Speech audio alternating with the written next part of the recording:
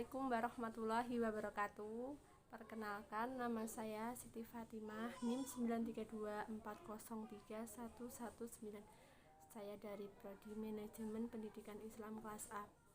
Di sini saya akan menjelaskan tinjauan teoritis tentang minat baca. Assalamualaikum warahmatullahi wabarakatuh. Saya Liana Usnariawati dengan nomor NIM 932402819, mahasiswa Prodi Manajemen Pendidikan Islam kelas A. Saya di sini akan menjelaskan sedikit tentang manajemen perpustakaan di sekolah guna untuk meningkatkan minat baca peserta didik. Berikut ini saya akan menjelaskan tentang definisi minat. Minat sering disebut orang-orang sebagai interest. Minat bisa dikelompokkan sebagai sifat atau sikap yang memiliki kecenderungan atau tendensi tertentu. Minat dapat merepresentasikan tindakan-tindakan. Minat tidak bisa dikelompokkan sebagai pembawaan, tetapi sifatnya bisa diusahakan, dipelajari, dan dikembangkan. Penjelasan selanjutnya adalah tentang definisi membaca. Menurut Kamus Besar Bahasa Indonesia atau disebut dengan KBBI, membaca adalah melihat serta memahami isi dari apa yang tertulis, mengeja atau melafalkan apa yang tertulis, mengucapkan, mengetahui, meramalkan, menduga, dan memperhitungkan. Yang selanjutnya adalah tentang tujuan membaca. Menurut Rahim, tujuan membaca yaitu yang pertama untuk kesenangan, yang kedua menyempurnakan membaca nyaring, yang ketiga menggunakan strategi tertentu, yang keempat memperbaharui pengetahuannya tentang suatu topik, yang kelima mengaitkan informasi yang baru dengan informasi yang telah diketahui. Faktor-faktor dalam membaca. Menurut Pandawa, ada beberapa faktor yang mempengaruhi proses pemahaman. Yang pertama, faktor kognitif. Faktor kognitif berkaitan dengan pengetahuan, pengalaman, dan tingkat kecerdasan atau kemampuan berpikir seseorang. Yang kedua, faktor afektif. Faktor afektif berkaitan dengan kondisi emosional, sikap, dan situasi. Yang ketiga, faktor teks bacaan. Faktor teks bacaan berkaitan dengan tingkat kesukaran keterbatasan suatu bacaan yang dipengaruhi oleh pilihan kata, struktur, isi bacaan, dan penggunaan bahasanya. Dan yang keempat adalah faktor penguasaan bahasa.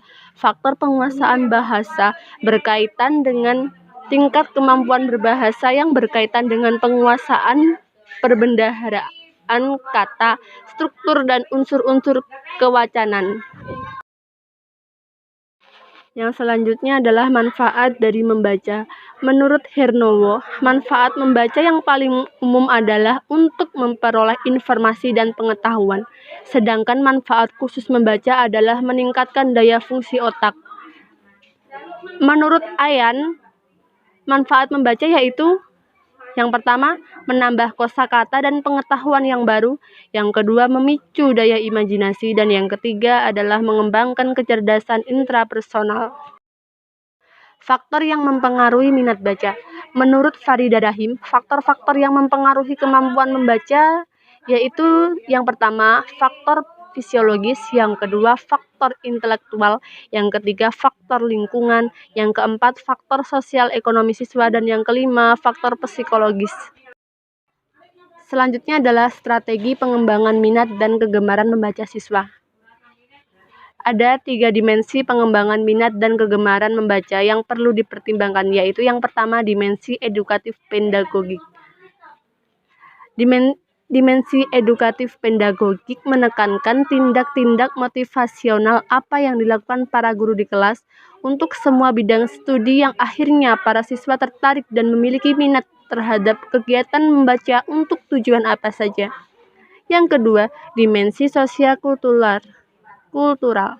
Dimensi sosiokultural mengandung makna bahwa minat baca siswa dapat digalakkan berdasarkan hubungan-hubungan sosial dan kebiasaan anak didik sebagai anggota masyarakat. Yang ketiga, dimensi perkembangan psikologis. Anak usia sekolah pada jenjang SLTP merupakan usia anak menjelang remaja. tahap akhir masa anak-anak didominasi oleh fungsi pengamatan, sementara pada masa remaja didominasi oleh fungsi penalaran secara intelektual. Manajemen perpustakaan sekolah.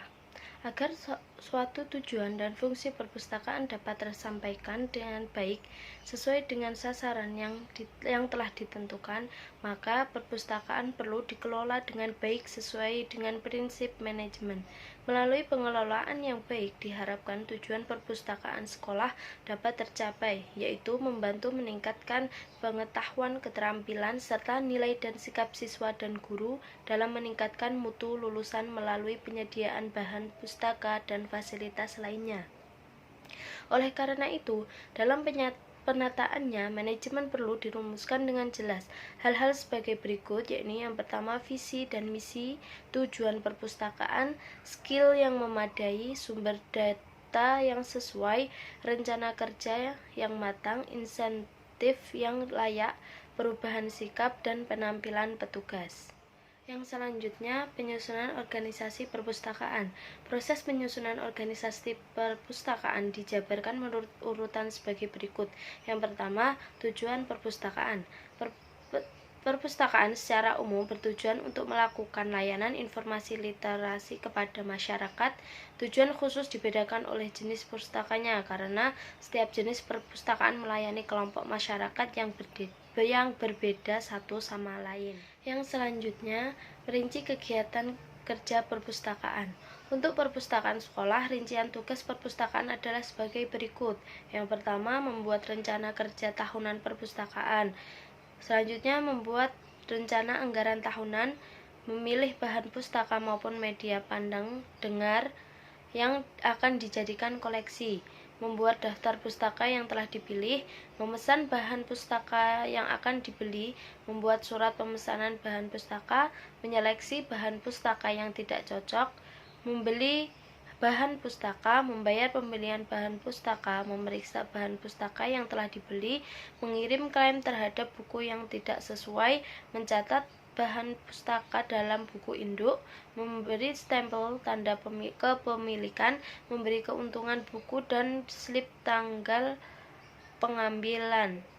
Kemudian mengklasifikasi bahan pustaka, membuat catatan katalog bahan pustaka, mengadakan kartu katalog, menyusun kartu katalog, memberi label bahan pustaka, menata bahan pustaka, mengatur ruang perpustakaan, melaksanakan pelayanan kepada pengguna, melakukan pengecekan bahan pustaka, melakukan administrasi penyelenggaraan perpustakaan, melakukan pelaporan kegiatan dalam laporan tertulis, melakukan evaluasi kegiatan perpustakaan.